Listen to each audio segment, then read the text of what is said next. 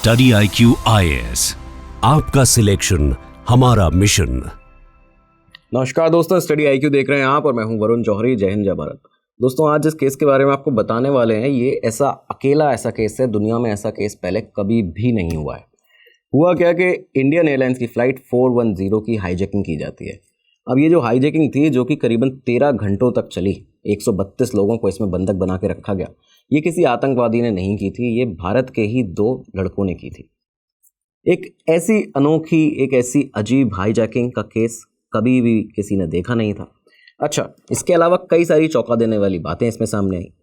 Hijackers जो थे, पहली बात तो भारतीय थे, भारतीय एयरलाइंस की फ़्लाइट को ही उन्होंने हाईजैक किया था। किसी के भी साथ फ़्लाइट के अंदर मारपीट नहीं की गई, कोई भी वायलेंस नहीं किया गया। अकेली परेशानी, जो कुछ सीरियस इश्यूज़ थे पैसेंजर्स के, वो ये थे कि पहला तो उन्हें टॉयलेट यूज़ नहीं करने दिया जा रहा था, और दूसरा था, जो पैसेंजर्स ने कहा भी हाईजैकर्स को कि थोड़ा सफोकेशन हो रहा है, अगर आप इमरजेंसी गेट खोल दें तो बहुत अच्छा होगा। एक अजीब तरह की हाईजैकिंग। और सबसे चौंकाने वाली बात जो सामने आई थी कि इन हाईजैकर्स को सज़ा देने के बजाय इन्हें विधायक बनाया गया था, इन्हें विधायकी मिली थी। डिमांड्स क्या थी इन हाईजैकर्स की? जब ये सामने आया तो पूरा देश सन्न रह गया था, ऐसा भी क्या कुछ हो सकता है। उन्होंने कहा कि हम इंदिरा गांधी को जेल से छुड़ाना चाहते हैं, रिहा कराइए इंदिरा गांधी को जेल से। लेकिन इंदिरा गांधी आखिर जेल में थी क्यों? तो ये सब कुछ आज आपको यहाँ पे पता चलने वाला है। और हाँ, एक और चीज़ आपको बता दें कि इस हाईजैकिंग को एक क्रिकेट बॉल और प्लास्टिक की खिलौने वाली बंदूक के दम पर किया गया था। यानी कि इंडियन एयरलाइंस के इस विमान को सिर्फ इन 2 खिलौनों के बेस पर हाईजैक किया गया था। बहुत इंटरेस्टिंग केस होने वाला है, सुनना आपको बहुत ज़्यादा ज़रूरी है। आपको पता चलेगा कि ऐसा भी कुछ भारत में, भारतीय राजनीति में ऐसा कुछ हुआ है। तो शुरुआत करते हैं आज के इस वीडियो की। तो शुरुआत होती है 1977 से। इमरजेंसी के बाद जो इलेक्शंस हुए, उसमें जनता पार्टी की सरकार बनी, कांग्रेस को हार का सामना करना पड़ा था। पीएम बनते हैं देश के मोरारजी देसाई और गृह मंत्री बने चौधरी चरण सिंह। अब ये जो नई सरकार बनी थी, इसमें इंदिरा गांधी के खिलाफ मुकदमा चलाए जाने के ऊपर, उन्हें जेल भेजने के ऊपर लगातार जोर डाला जाने लगा। दरअसल बात क्या थी कि रायबरेली का जो चुनाव हुआ था, यानी जो पिछले चुनाव हुए थे, उसमें इंदिरा गांधी के द्वारा 100 जीपें ली गई थी। और आरोप ये लगाया अपोजिशन ने कि ये जो 100 जीपें थी, जिसे चुनाव प्रचार के लिए यूज़ किया गया है, दरअसल ये कांग्रेस पार्टी के पैसे से नहीं, उद्योगपतियों के पैसे से ली गई हैं, और खासकर इसमें जनता के पैसे का भी उपयोग किया गया है, यूज़ किया गया है। एक बड़ा आरोप था, जनता पार्टी ने करप्शन का ये आरोप पूरा लगाया था इंदिरा गांधी के ऊपर, और इसी के तहत फैसला लिया जाता है कि इंदिरा गांधी को गिरफ्तार किया जाएगा, उन्हें जेल भेजा जाएगा। 3 अक्टूबर 1977 का वो दिन था। शाम के करीबन 4:45, पौने 5 बजे के आसपास में सीबीआई इंदिरा गांधी के घर पहुंच जाती है। वहां से उन्हें अरेस्ट किया जाता है, भटकल लेक गेस्ट हाउस ले जाना था। इस रास्ते में जब ये लोग थे, एक और कॉल आता है, तो इसके बाद यहाँ से इंदिरा गांधी को ले जाया जाता है दिल्ली के किंग्सवे कैंप में। वहाँ पे उन्हें अरेस्ट करके रखा जाता है। ये सब पहली बार हो रहा था, देश और दुनिया की इस पर नज़र थी कि भारत की एक पूर्व प्रधानमंत्री को जेल भेजा जा रहा हो, गिरफ्तार किया जा रहा हो। लेकिन ये ज़्यादा देर चलने नहीं वाला था, क्योंकि अगला ही दिन आता है 4 अक्टूबर 1977 का। सुबह सुबह मजिस्ट्रेट के सामने पेश किया गया इंदिरा गांधी को। मजिस्ट्रेट ने जब पूछा पुलिस से कि आपने किस सबूत के आधार पर इंदिरा गांधी को अरेस्ट किया है, तो वहाँ पे कोई सबूत पेश ही नहीं किए गए। जब ये सारी चीज़ें मजिस्ट्रेट के सामने हुई, तो उन्होंने सबूतों के अभाव में हैरान होते हुए कि आपने पूर्व प्रधानमंत्री को इस तरह कैसे अरेस्ट कर लिया। सबूतों के अभाव में यहाँ पे इंदिरा गांधी को महज 16 घंटे के बाद में, 16 घंटे गिरफ्तार रही थी पहली बार, 16 घंटे के बाद रिहा कर दिया जाता है। लेकिन ये जो इंसिडेंट हुआ था, इससे देश भर के कांग्रेस के जो कार्यकर्ता थे, उनके अंदर बेहद ज़्यादा गुस्सा भर गया था। ऐसे ही 2 कार्यकर्ता थे, 27 साल के उत्तर प्रदेश के बलिया से आने वाले भोलानाथ पांडे और 28 साल के लखनऊ से आने वाले देवेंद्र पांडे। दोनों ही संजय गांधी के, यानी कि इंदिरा गांधी के बेटे संजय गांधी के बहुत ही करीबी कार्यकर्ताओं में से एक थे। कांग्रेस पार्टी की जो युवा विंग थी, यूथ कांग्रेस है, उसके अहम चेहरे थे। दोनों ही जो थे संजय गांधी के इतने करीब थे कि भोलानाथ पांडे को तो उनका जो नाम था भोला, जिससे उनको पार्टी के अंदर बुलाया जाता था, वो भी संजय गांधी ने दिया था। और दोनों मिले भी 1976 में संजय गांधी की एक सभा में ही थे।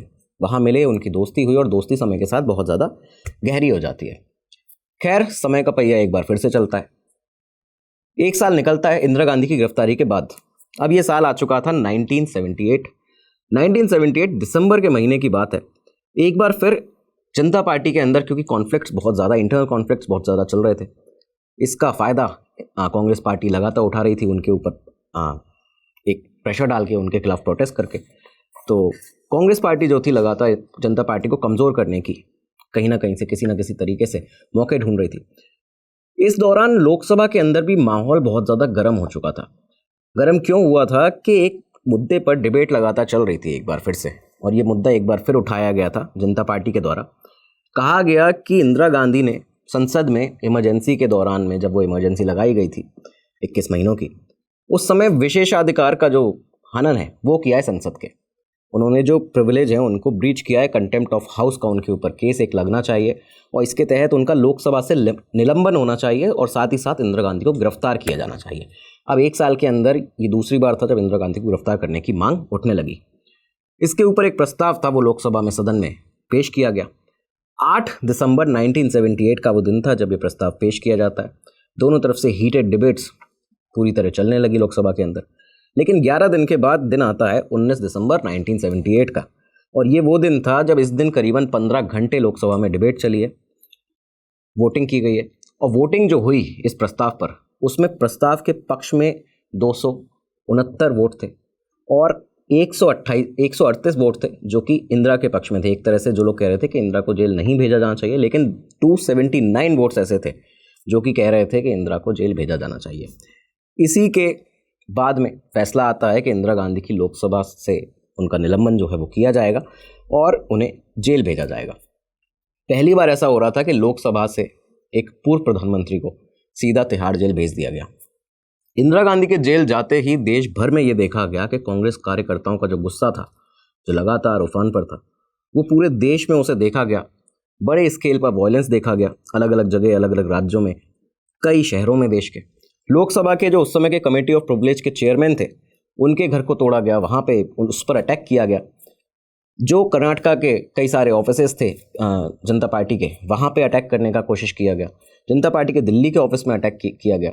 इसके अलावा ग्वालियर में, मध्य प्रदेश के ग्वालियर में जो एक MP थे, सांसद थे नारायण शेजवलकर, उनके घर पर भी अटैक किया गया। तो ये सारी जो चीज़ें थी, ये सब लगातार चल रहा था भारत में। लेकिन अब कुछ ऐसा होने वाला था जो आज तक पूरी दुनिया में कभी नहीं हुआ था और भारत के लोग उसका गवाह बनने वाले थे। दोस्तों, वीडियो में आगे बढ़ने से पहले एक बहुत ही ज़रूरी अनाउंसमेंट आप लोगों के लिए। देखिए, अगर आप लोग जो भी इस वीडियो को देख रहे हैं, आपके पहचान में कोई भी UPSC की तैयारी कर रहे हैं, अगर UPSC CSE का एग्ज़ाम देना चाहते हैं या देने वाले हैं, आप लोगों के लिए स्टडी IQ हमेशा आपकी इस तैयारी में, इसकी प्रिपरेशन में खड़ा रहता है, आपकी इस तैयारी को आसान बनाता है, उस सफलता तक आपको ले जाता है। और यहाँ पे इसके लिए स्टडी IQ के काफ़ी सारे लेटेस्ट बैचेज़ हैं जो कि आपको स्क्रीन पर आपके दिख रहे होंगे।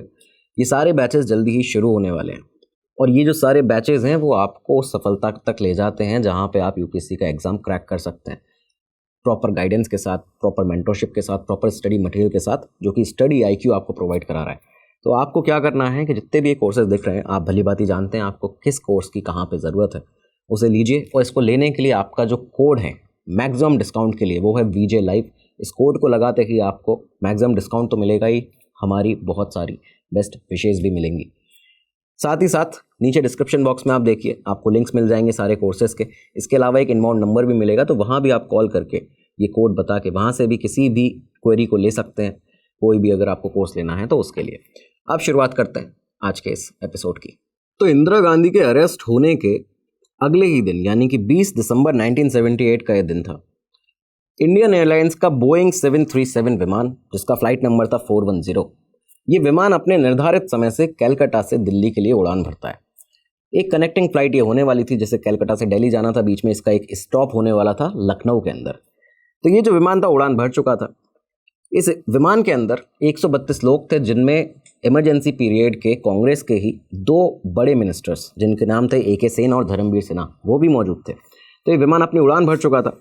इस फ्लाइट के कैप्टन थे MN भट्टीवाला, और MN भट्टीवाला उस दिन जब कलकत्ता में पार्क सर्कस में जहाँ वो रहते थे, वहाँ से जब एयरपोर्ट के लिए निकले थे इस विमान को आगे ले जाने के लिए दिल्ली, उनके लिए आम तौर के दिनों के जैसा ही था, कोई भी इसमें अलग नहीं था और सब कुछ नॉर्मल चल भी रहा था, क्योंकि करीबन अपने निर्धारित समय 5 बजे के आसपास में ये जो फ्लाइट थी वो अपने पहले स्टॉप लखनऊ पे पहुंच भी गई थी कलकत्ता से।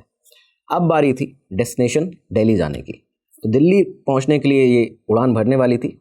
स्टॉपेज था लखनऊ के अंदर, लेकिन लखनऊ में इस स्टॉपेज के दौरान इस विमान को बोर्ड करते हैं 2 पैसेंजर्स, 2 लड़के थे, जिसमें से एक कुर्ता पजामा पहने हुए थे बहुत ही लंबी कदकाठी के थे, दाढ़ी थी उनकी काफ़ी ज़्यादा। दूसरे जो थे उनकी तलवार कट मूंछें थी, हाइट थोड़ी कम थी और वो धोती पहने हुए थे, टी शर्ट और धोती। तो ये 2 पैसेंजर्स थे। दोनों ने ही साथ जवाहर जैकेट भी पहन रखी थी, ये भी आपको बता दें, जो नेहरू जैकेट जिन्हें आजकल कहते हैं। तो इस तरह की नेहरू जैकेट जो थी वो भी दोनों ने पहन रखी थी। दोनों इस फ्लाइट को बोर्ड करते हैं और इनकी सीट्स जो थी वो फ्लाइट में 15 नंबर की रो पे थी। तो उस रो में जाके 15 नंबर में अपनी सीट्स पर बैठ जाते हैं। अपने समय अनुसार फ्लाइट 5:45 पर यहाँ से उड़ान भरती है अपनी डेस्टिनेशन दिल्ली की तरफ। जब फ्लाइट ने उड़ान भरी, कुछ समय बीतता है यहाँ पे, दिल्ली आने को था। करीबन 15 मिनट पहले दिल्ली के पालम एयरपोर्ट पर जब इस फ्लाइट को पहुंचना था, उससे 15 मिनट पहले ये दोनों पैसेंजर अपनी सीट से उठते हैं और कॉकपिट की तरफ बढ़ना शुरू करते हैं। कॉकपिट के पास में खड़े हुए थे उस समय के फ्लाइट अटेंडेंट जो इस फ्लाइट के थे, जीवी डे। उनसे जाके कहते हैं कि क्या हम अंदर जा सकते हैं, क्या हम कॉकपिट की तरफ जा सकते हैं। अब ये वो समय था जब ऐसी रिक्वेस्ट फ्लाइट में यात्रा करने वाले काफ़ी सारे पैसेंजर्स फ्लाइट अटेंडेंट से किया करते थे। जीवी डे ने कहा कि ठीक है, मैं एक बार कैप्टन से पूछता हूँ, अगर उनकी हामी होगी तो आपको बिल्कुल दिखाया जाएगा अंदर। जैसे ही जीवी डे कॉकपिट का गेट खोलते हैं, ये दोनों पैसेंजर्स, ये दोनों जो लड़के थे, इन्होंने उन्हें धक्का दिया और सीधा खुद कॉकपिट में जाके अंदर से गेट बंद कर लेते हैं। यात्रियों के लिए बाकी ये इतना ज़्यादा तेज़ हुआ था, इतना ज़्यादा जल्दी हुआ था कि उनकी समझ से परे था कि असल में हुआ क्या है। लेकिन डर का माहौल अचानक से उस फ्लाइट के अंदर छा चुका था। अंदर जाते ही दोनों लड़के कैप्टन से कहते हैं कि कैप्टन बट्टीवाला, आपका ये जो विमान है वो हाईजैक हो चुका है और इस विमान को नेपाल ले चलो। शुरुआत से ही कैप्टन बट्टीवाला के लिए इन्हें एक्सप्लेन करना कि विमान आखिर किस तरह से ऑपरेट करता है। एक फ्यूल होता है, फ्यूल की वजह से विमान उतना ही चल सकता है, एक उसकी रेंज होती है, कैपेसिटी होती है, वहीं तक जा सकता है। तो बहुत ज़्यादा उनके लिए मुश्किल हो रहा था इन्हें समझाना। उन्होंने कहा कि देखिए, विमान में फ्यूल नहीं है। तो जैसे ही उन्होंने कहा, एक लड़के ने निकाल कर अपने कुर्ते में से एक पिस्टल थी वो उनके सर पर लगा दी। दूसरे ने हैंड ग्रेनेड जो था एक उसके पास, वो अपने हाथ में ले लिया। तो एक हैंड ग्रेनेड और एक पिस्टल लेकर ये यहाँ पे ट्रैवल कर रहे थे, इसके अंदर आ चुके थे विमान में। कैप्टन ने एक बार फिर समझाया कि देखिए, आप समझने की कोशिश करिए, फ्यूल है नहीं यहाँ पे हमारे पास में विमान में, विमान नेपाल नहीं जा पाएगा। तो इन लोगों ने कहा कि ठीक है, बांग्लादेश ले चलो। कैप्टन ने फिर समझाया कि देखिए, एक एयरक्राफ्ट की रेंज होती है, बांग्लादेश भी दूर पड़ेगा, हम वहाँ नहीं जा सकते, दिल्ली हम पहुँचने वाले हैं 15 मिनट में, उतना ही हमारे पास फ्यूल था, आप समझने की कोशिश करिए। ये सारी चीज़ें इनसे जब कही गई तो इन्होंने कहा अच्छा ठीक है, पटना तो जा सकते हो, पटना ले चलो। इसके बाद पब्लिक एड्रेस सिस्टम जो होता है फ्लाइट के अंदर, वहाँ से पायलट की आवाज़ आती है बाकी यात्रियों के लिए। कहा गया कि this is your commander speaking, we have been hijacked, हमें हाईजैक कर लिया गया है और अब हम पटना की तरफ फ्लाई कर रहे हैं। लेकिन ये हाईजैकर्स इतने ज़्यादा कंफ्यूज थे कि 2 मिनट के बाद ही एक बार फिर से पायलट से अनाउंसमेंट कराया गया और कहा गया कि हम पटना नहीं, हम बनारस जाएंगे। और जब बनारस का ये अनाउंसमेंट हुआ, इसके बाद में शुरू होता है असल गेम। असल गेम क्या था? उसी पब्लिक एड्रेस सिस्टम से इन दोनों हाईजैकर्स ने इसके बाद अपनी पहचान और अपनी डिमांड्स को बताना शुरू किया। इन्होंने कहा कि हमारा नाम भोलानाथ पांडे और देवेंद्र पांडे है, हम यूथ कांग्रेस के कार्यकर्ता हैं और हम यहाँ पे किसी को भी चोट पहुँचाने के उद्देश्य से नहीं है, हम नॉन वायलेंस के बिल्कुल उसके पक्ष में हैं, किसी भी पैसेंजर को यहाँ पे कोई चोट नहीं पहुँचाई जाएगी। हम चाहते हैं कि इंदिरा गांधी और संजय गांधी के ऊपर जितने भी केसेस, जितने भी आरोप लगे हैं, उन सबको ड्रॉप किया जाए, उन्हें हटाया जाए और मोरारजी देसाई को, जो प्रधानमंत्री हैं इस वक्त, उन्हें इसी वक्त अपना इस्तीफा सौंपना पड़ेगा। जैसे ही ये सारी चीज़ें सामने आई, उन्होंने कहना शुरू किया कि मोरारजी देसाई ने राजनीतिक प्रतिशोध के चलते इंदिरा गांधी को जेल में डलवाया है और इस तरह के नारे लगाने शुरू किए कि इंदिरा जिंदाबाद, संजय गांधी जिंदाबाद। जैसे ही फ्लाइट में ये सब नारे लगना शुरू हुए, लोग ये समझ चुके थे कि ये उतना सीरियसली लेने वाला मैटर नहीं है। कई लोग ऐसे थे जो कि तालियां बजाने लगे इन नारों के बाद में, क्योंकि उसमें उस फ्लाइट में अगर आप देखें तो कांग्रेस के फॉर्मर मिनिस्टर इमरजेंसी पीरियड के, वो दोनों भी यहाँ पे मौजूद थे। तो इसके तो खैर तार बाद में जोड़े जा सकते थे कि आखिर किस तरह से ऑपरेट पूरा किया गया था या क्या इसमें उनका कोई रोल था या नहीं था। खैर, पैसेंजर्स ने यहाँ पे तालियां बजाना शुरू किया। कई लोग कहने लगे कि हाँ, बहुत अच्छी बात है, बिल्कुल सही कर रहे हो। कुछ लोग ऐसे थे जो डर के अभी भी बैठे हुए थे। लेकिन इसके बाद फ्लाइट वाराणसी पहुँचती है। लोग समझ चुके थे कि काफ़ी सीरियस लेने वाली कोई सिचुएशन ऐसी है नहीं। फ्लाइट को वाराणसी पहुँचने के बाद में पायलट ने टैक्सीड कर दिया एक कॉर्नर में वाराणसी एयरपोर्ट के। अब इन दोनों ने कहा कि हमें यूपी के उस समय के जो मुख्यमंत्री थे, चीफ मिनिस्टर थे राम नरेश यादव, उनसे बात करनी है, उन्हें बुलाया जाए। राम नरेश यादव जो थे जनता पार्टी के ही जो इस समय सेंटर में पावर के अंदर थी पार्टी, उसके ही एक मेंबर थे। उन्होंने पहली बार में आने से मना कर दिया, लेकिन इन लोगों ने कहा कि आपको रिपरकशंस झेलने पड़ेंगे, हम उसके बाद आप अपना खो सकते हैं, तो आपको आना यहाँ पे पड़ेगा। खैर, इस दौरान तक प्रधानमंत्री कार्यालय दिल्ली के अंदर भी ये पूरी जो हाईजैकिंग थी इसकी खबर लग चुकी थी।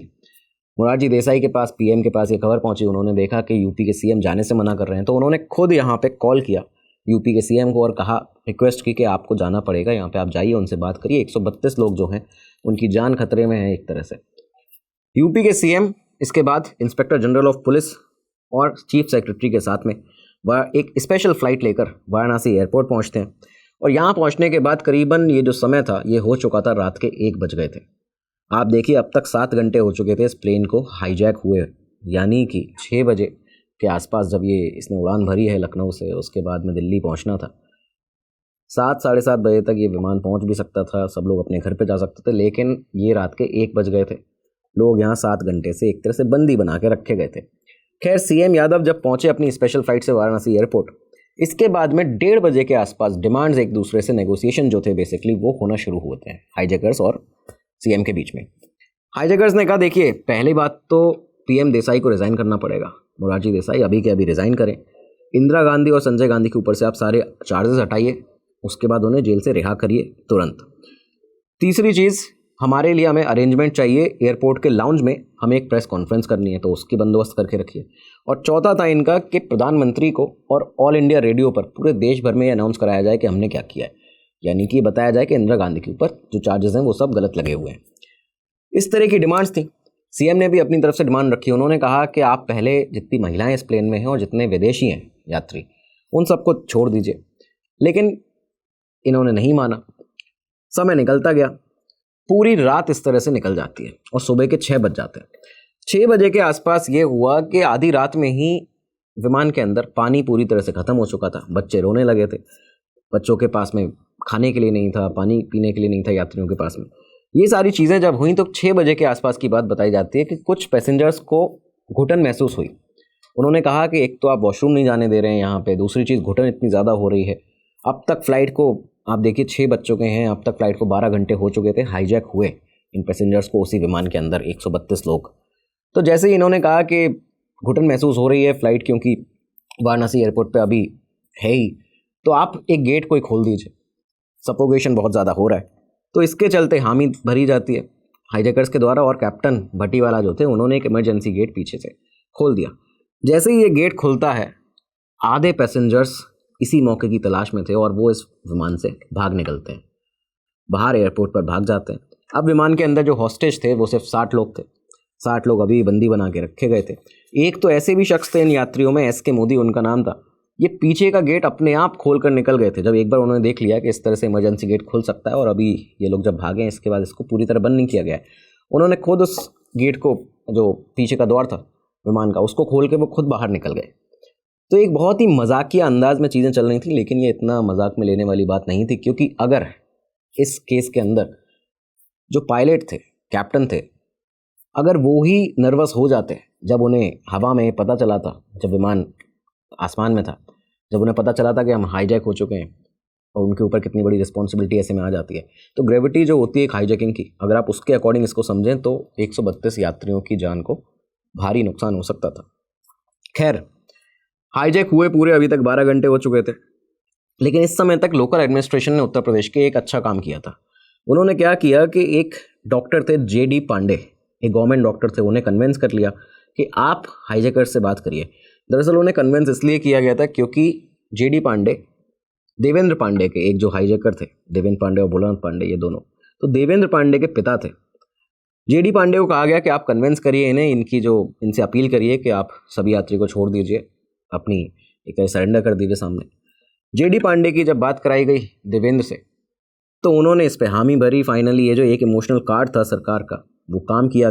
और इसके साथ ही आधे घंटे के बाद में 6:40 की सुबह ये बात बताई जाती है, 21 दिसंबर का ये दिन था, दोनों हाईजैकर्स ने सरेंडर कर दिया। तो सरेंडर करने के बाद जब इन दोनों की तलाशी ली गई कि देखा जाए कि आखिर कौन सा बॉम्ब इनके पास में था जिसकी बात बताई जा रही है, एक पिस्तौल जो है वो कौन सी, किस किस्म की पिस्तौल है, क्या है, तो जब बॉम्ब को देखा तो वो असल में एक क्रिकेट की बॉल थी, टेनिस बॉल तरह की थी, जिसको एक उसके ऊपर आसपास लपेटा गया था काले कलर का कागज़ धागे के साथ में। इसको ग्रेनेड दिखाया जा रहा था। जो बंदूक थी, जो पिस्टल थी, वो दरअसल एक प्लास्टिक की टॉय गन थी, यानी खिलौने वाली पिस्टल थी, जिसके दम पर इन लोगों ने इस पूरी इतनी बड़ी हाईजैकिंग एक तरह से इसको अंजाम दिया था। एक भी पैसेंजर, एक भी क्रू मेंबर, किसी को भी पता नहीं चला था उन दोनों वेपन्स को देख के कि ये नकली हैं। इसके बाद इस पे मामला दर्ज होता है दोनों के ऊपर। मामले में बताया जाता है दोनों ने करीबन 9 महीने जेल की सज़ा काटी। लेकिन एक बात जो सामने निकल कर आई कि हाईजैकिंग के 5 दिन के बाद ही इंदिरा गांधी को छोड़ दिया गया था। 26 दिसंबर का वो दिन था जब इंदिरा गांधी को रिहा कर दिया गया था जेल से, यहाँ से। इसके बाद में उनको ये जो चार्जेस थे आगे नॉर्मली चलते रहे, इस पर कभी इस तरह की कार्रवाई नहीं हुई कि उन्हें जेल भेजा जाए। लेकिन सदन में बहस चलना लाजमी था, जायज़ था। सदन में बहस चली। कांग्रेस के कई सारे एमपी ऐसे थे, क्योंकि पहले तो उन्होंने मना किया कि नहीं, ये दोनों हमारी पार्टी के लोग नहीं हैं, लेकिन बाद में मान भी गए थे कि हाँ ठीक है, ये हमारे ही यूथ विंग के कार्यकर्ता हैं।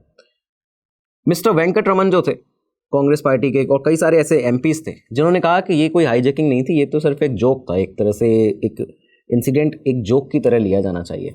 इस पर मोरारजी देसाई ने खुद खड़े होकर कहा था कि आप बहुत और हम लोग बहुत ज़्यादा भाग्यशाली हैं जो ये उस तरह की हाईजैकिंग नहीं थी, और हम ये इसलिए भाग्यशाली हैं क्योंकि जो पायलट थे उन्होंने अपना आपा नहीं खोया यहाँ पे, वो नर्वस नहीं हो गए ऐसी सिचुएशन में, अदरवाइज़ कुछ भी हो सकता था।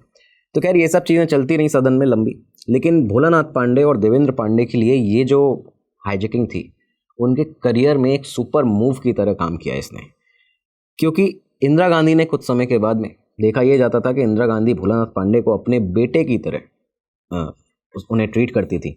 यहाँ तक कि हाईजैकिंग के 1 महीने के बाद भोलानाथ पांडे के जो बेटे का जन्म हुआ, उनका नाम भी इंदिरा गांधी ने रखा था। 1 साल के बाद ही समय ने जो दूसरी करवट ली है, 1980 आया। 1980 में इंदिरा गांधी एक बार फिर से बतौर प्रधानमंत्री पावर में आती हैं। पावर में आने के बाद दोनों भोलानाथ पांडे और देवेंद्र पांडे के ऊपर जो चार्जेस थे उनको ड्रॉप किया जाता है, हटाया जाता है। दोनों को उस साल जो होने वाले 1980 के असेंबली पोल्स थे, चुनाव थे उत्तर प्रदेश के, उनसे कांग्रेस पार्टी की तरफ से टिकट दिया जाता है। टिकट देने के बाद में दरअसल भोलानाथ पांडे को टिकट दिया गया था बलिया के दुआबा असेंबली सीट से। यहाँ जब वो फाइल करने पहुंचे अपना नॉमिनेशन, तो लोग, कांग्रेस के कार्यकर्ता वहाँ जमा थे, एकजुट थे, नारेबाजी होने लगी, जय हो करके इस तरह के नारे लगाए जाने लगे। फाइल किया नॉमिनेशन, और इसके बाद भोलानाथ पांडे यहाँ से जीते भी। 2 बार वो कांग्रेस के यहाँ से एमएलए रहे, 1980 में और 1989 में। इसके अलावा देवेंद्र पांडे जो थे, उन्हें भी टिकट दिया गया जयसिंहपुर सीट से। जयसिंहपुर असेंबली सीट से वो 1980 में भी जीते और 1985 में भी जीते। तो ये ऐसा एक केस जहाँ पे सज़ा की जगह विधायकी दोनों को दी गई। इसके अलावा भोलानाथ पांडे ने तो राजीव गांधी के साथ में भी, जब संजय गांधी का निधन हो गया था उसके बाद में, वो क्योंकि पहले संजय गांधी के करीबी थे दोनों, उसके बाद राजीव गांधी के साथ में भोलानाथ पांडे ने बहुत सारी स्टेट्स में उनके साथ ट्रैवल करते थे, जाते थे, उनके साथ में ही रहते थे, देखा जाता था।